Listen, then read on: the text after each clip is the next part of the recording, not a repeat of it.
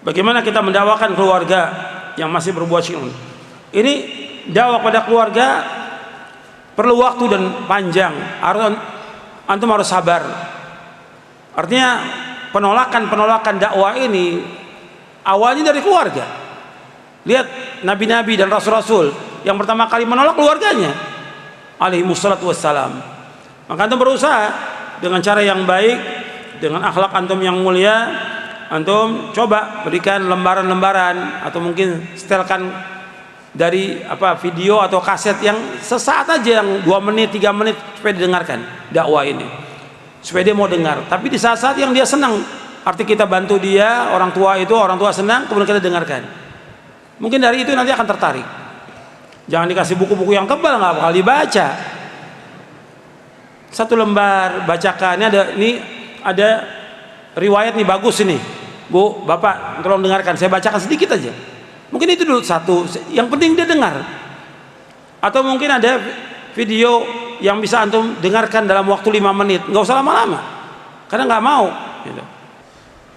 Bagaimana kalau orang tua masih berbuat syirik? Apakah anaknya juga amalnya tertolak? Ya tidak, nggak ada hubungan ini. Ya masing-masing dalam beramal.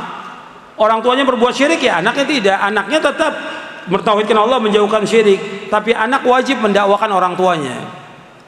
Dan ini harus, karena kalau antum lihat tegaknya dakwah ini dengan amar ma'ruf nahi mungkar, makanya harus terus. Ini banyak orang ini kalau melihat kesyirikan, kebatilan, kemungkaran, maksiat, bid'ah, diam, mesti disampaikan supaya orang tahu bahwa itu syirik, itu bid'ah, itu batil, itu sesat, itu maksiat, supaya orang sadar dan kembali ke jalan yang benar.